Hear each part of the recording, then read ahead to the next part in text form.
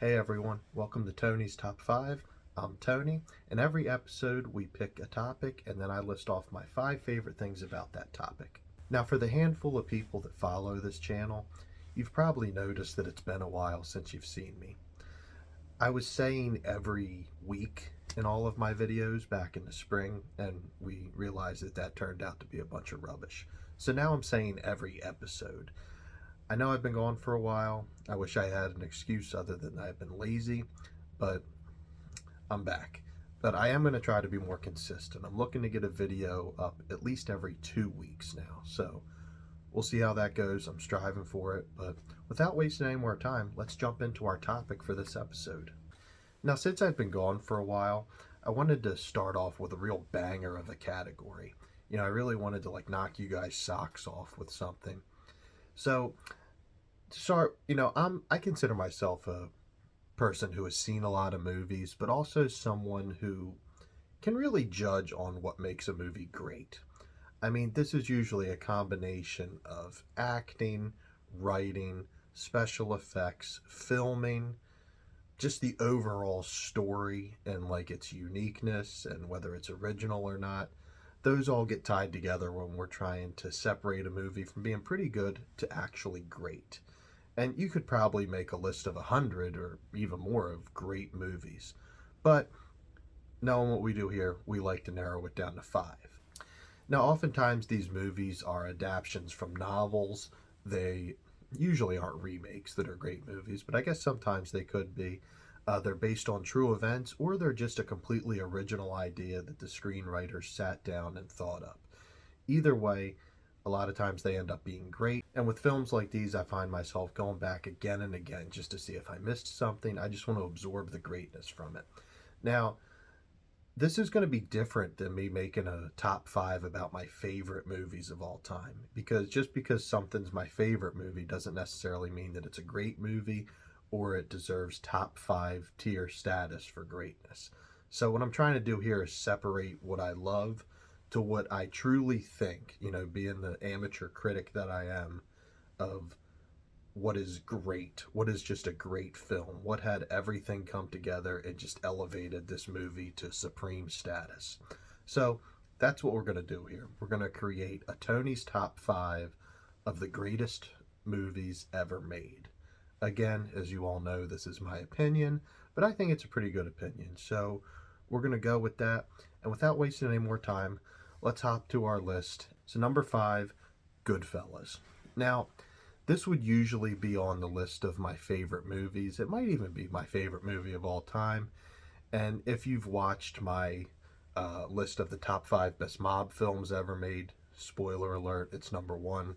But most of you that are watching this have probably watched that. So if you have more questions about this, I'm not going to go super into detail about why this is my favorite mob movie. You can go watch that list. Now, it's a pretty popular film, so I assume most people have seen it. But if you haven't, it's just a film.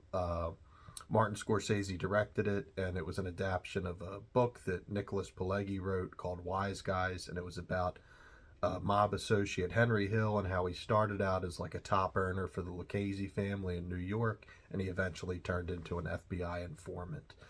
And a lot of people from the Godfather fan club will probably be mad that, again, I included this on the greatest films of all time list and not The Godfather. And again, I love The Godfather, but The Godfather kind of pulls from that era of romanticizing mob culture and showing just kind of this glory of it all. And that was not the case with Goodfellas. Goodfellas showed the blue collar underside of the mob that we really hadn't been exposed yet to in Hollywood. You didn't see guys wearing nice suits with a red corsage. You saw them in cheap leather jackets smoking a pack of Marlboros. They weren't sipping brandy and talking over the politics of the mafia. These guys were punching in with fake union cards and robbing people. They were trigger-happy lunatics. It brought the realism of mob life to the big screen that, like I said, we really hadn't seen before, and it was done with such grace. Martin Scorsese's a great director anyway, but with this film, he really brought it all together. And the story aside, and just the filming of the movie and the lines and everything, put it there, but the actors really put this movie on this top five list as well. I mean, Joe Pesci was born to play the role of Tommy DeVito, who was basically just this trigger happy lunatic that shot first and never asked questions, not even later. And then you had follow up performances, with Robert De Niro, Ray Liotta, Paul Sorvino, and Lorraine Bracco. I mean, everybody showed up to work for this film. It was great. I think it's the best crime drama ever made. But again, this is one of my favorite movies. I didn't want to put it at the top of the list here just because, I don't want to show that bias or anything like that. And also, I think that there's four other films that rank before this, but couldn't make a list of the best films ever made and not include Goodfellas. Definitely a great one. All right, moving on to number 4 on our list of the top 5 best films ever made, The Deer Hunter. Now, this is a film I saw when I was a teenager, and I didn't really appreciate it enough then, but then when I watched it a few years later, I realized how great it was. With this film, the director really didn't go on to do any other blockbuster films. The writers of it didn't even do much, and this was an original script. They didn't base this off of like a novel or anybody that we know of's particular story. They just got together and wrote this story of greatness and brought it to life. There wasn't any big names like Scorsese or Coppola or Spielberg that attached to it. Like I said, it was kind of like a one-hit wonder for a lot of people, but it really was truly a hit. This story is about 3 different Slavic American guys that lived in western Pennsylvania, and they worked blue-collar jobs at a steel mill, and on the weekends they like to go deer hunting. And what happens is it's in the late 60s, and all 3 of them get drafted to Vietnam, and while they're there, horrible things happen to them. All 3 of them end up in a POW camp, and it just kind of follows all 3 of their stories from there. Now, the acting in this movie is, of course, dominated by the 2 stars, Christopher Walken and Robert De Niro, but there's also some incredible supporting roles by John Savage, John Cazale, Meryl Streep. Like I said, just similar to Goodfellas, everybody showed up to work for this flick. And there's a lot of good war movies. There really are. And there's a lot of movies that show the complications that veterans go through when they come back from war. This one somehow grabbed a hold of both, and it added in so much more detail, like the one character having this code of ethics when it comes to deer hunting that follows him through his life. And then the other character is unable to return to a normal life because of the horrors he experienced as a POW. I mean, there was just so much tied into it. And one of the things that I love more about it, that I think truly puts it to a unique, great status, is there's not a lot of unnecessary heroism in the film. There's not like a designated bad guy. These guys are almost more like anti-heroes. Like, they're not in it for any specific cause other than each other. Like, that's who they're loyalties to. And as far as the bad guy, it's not telling you to hate the North Vietnamese. It's not telling you to hate the U.S. government or anything like that. It specifically focuses on these guys' stories as POWs, and how, the whole goal is, for the one character, is just to get back to a normal life and, live in Pennsylvania, go deer hunting, and hopefully start a family someday, and how that's just not possible for all of them. And how this one character is willing to risk his life to go back and attempt to bring his friends back to that. In turn, that ends up making the lead character look pretty heroic. Now, this isn't a feel-good movie. It's not one of those that you're going to watch afterwards and be like, oh, well, I'm glad I watched that. You're going to be glad that you watched it because of the meat in the story. It shows how good men change when they're exposed to horrible situations. But then it also shows how even the gritty blue-collar life that a lot of Americans lived back then and still live today is so much more favorable and should not be taken for granted than the horrors that can get exposed to you, especially when it comes to war. But like I said, this is a great film. I think it's the best film to come out of the 1970s, and that's saying a lot because that was kind of a golden age for cinema. But if you haven't seen this movie, definitely check it out. Make sure you're in the mood to watch something like that first, but I think you'll like it. Again, I'm not the only one that thinks it's one of the best movies of all time. A lot of critics have said so, but just me and my personal opinion, it's just great. All right, moving on to number three on my list of the top five best movies ever made, Jurassic Park.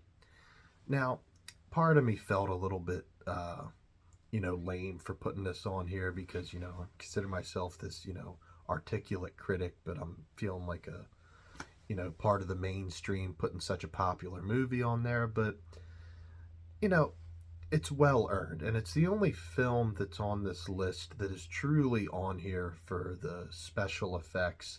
But, I feel a little bit silly because we're talking about like autobiographical crime dramas and war movies, and now I'm talking about a dinosaur flick. Now, this isn't to, you know, trash Jurassic Park in any way. I love the Michael Crichton story. This is one of Spielberg's best movies. But at the end of the day, it's a movie about dinosaurs. It's an action, sci fi, fantasy film.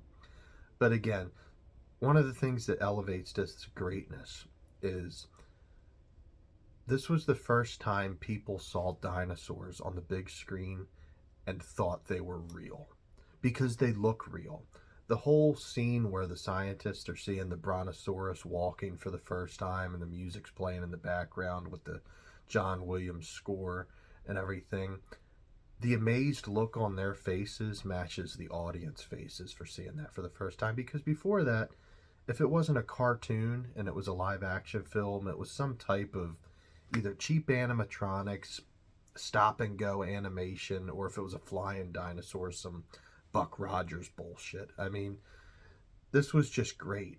Like, it was a combination of good animatronics, CGI, and excellent filming techniques. Spielberg literally went and found the best engineers and special effects experts that he could find and threw them all into a room and said, let's create greatness. And I believe that just for that fact alone, just for the fact that they made dinosaurs look real, and that a 1993 CGI looks way better than dinosaurs that are on screen in a 2023, 2024 movie, that really says something. And for that fact, that elevates this to greatness.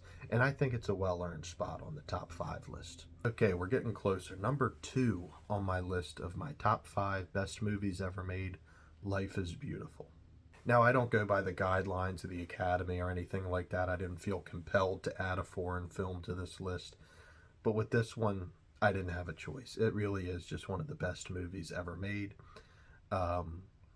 I couldn't tell you who the director or the writer is. I don't know if they did anything big. I mean, maybe just some other Italian films.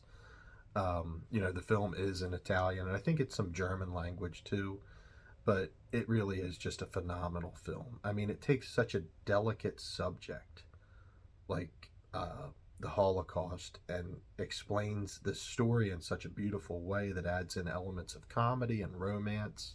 I mean, the level of being delicate to where you can take something so horrible like a Nazi concentration camp and have it used as the backdrop for both a love story and a story about a father trying to shield his young son, from the horrors of a concentration camp is just really, it's fantastic the way that they did that. The star of this film was Roberto Benigni. He's an Italian actor, and I don't believe he went on to star in anything big after this, at least not in the United States. Maybe he did in the European scene, but it doesn't matter because, I mean, he cemented it with this role right here, and I'm pretty sure he won the Best Actor in a Leading Role Oscar for this. I'll have to double check that, but I'm pretty sure I'm correct on that. One of the main things I like about this film is it catches you off guard. At first, you're seeing like a young couple fall in love with each other and starting a family, and then you're seeing that family being separated by Nazis. And then you're seeing the father explaining the rules to this advanced level of hide and seek to his son, and then you're noticing that the other children in the concentration camp have been disappeared. And we can all kind of connect the dots on what happened there. But it's just done in such a tactful way. And it's complemented by some amazing music as well. The only other movie I've seen handle this particular subject in history with, just such a tactful way is Jojo Rabbit. And that would probably be put into a honorable mention category. But with this one, it was kind of like the first that I saw that really did that. It's a truly great movie, and surprisingly, it actually has a somewhat happy ending. Not something that you would think for a film with this type of plot. But great movie. Life is Beautiful. If you haven't seen it, definitely check it out. All right, we made it. Number one on my list of my top 5 best movies ever made, The Wizard of Oz. Go ahead, laugh at me, call me a crowd pleaser. I don't care. This movie is groundbreaking on so many levels. Try to think of another movie from the 1930s that has been so universally viewed and loved by people from almost every single age. Even kids born within the past couple years know about The Wizard of Oz. They know the movie. They probably even know some of the songs. This is a musical film that's based off of one of the best fantasy novels ever written. And on top of that, it basically blazed the trail for movies using color film. It was the first movie to ever use Technicolor film. I don't know what that is, but it was for all the scenes in Oz were obviously in color. Kind of a big deal for the 1930s, since that didn't become regular in movies until probably the late 60s. There are a couple horror stories that you'll read about with how this movie was made, but that's not too uncommon with a lot of great movies. I mean, Judy Garland apparently had some horrible treatment by the directors and the other staff. Margaret Hamilton sustained like several severe injuries, including some burns and stuff like that on the set. But I mean, on the flip side, the two ladies that I just mentioned, along with Jack Haley, Burt Lauer, and Ray Bolger, just put together a phenomenal cast. The scenery and the filming were amazing. We just mentioned the acting was good. And the score and some of the songs from the movie are just, like I said, they made history. People know them and they hum them all the time. You know, it was just truly great. When you're going through and you're checking off like the list, or at least when I'm doing this for like what makes a movie great, all of them get double check marks for The Wizard of Oz. I've seen this movie so many times. I'm in my mid-30s. When I was a kid, there was a lot of the imagery in the film that scared me. And then there's some stuff today that I still laugh at because it's just so silly the way that they acted it out. Yeah, number one, got no problem with that. You could say that again. I know a lot of you probably have some movies that you would have wanted put on this list, and please put those in the comments. I want to know what you guys think are some of the greatest movies made of all time. I guarantee as soon as I'm done filming this, I'm probably going to think up something that should have been on the list instead. But I'm fairly confident. Actually, I'm pretty confident in the 5 that I listed right here. Obviously, I mentioned one of the honorable mentions was Jojo Rabbit. Another one that kind of competed with Jurassic Park, believe it or not, was Life of Pi. I thought that was kind of like an equally impressive movie, you know, that kind of had similar impact, but it just wasn't as popular and didn't have as much of a cultural impact. But I'll try to think up some other honorable mentions to put into the comments. But as always, put into the comments section topics that you want me to discuss in the future. Remember, it's not all movies here, it's just mostly movies, but I do kind of want to do some other stuff, you know, top 5 categories as well. So go ahead and put them in there. As always, thank you guys so much for watching. Sorry I've been gone for so long. I'm going to try to keep coming back and sound like I'm in a meeting. But I'm going to try to keep showing up and putting stuff on here. Hopefully every 2 weeks. But thank you guys. You take care.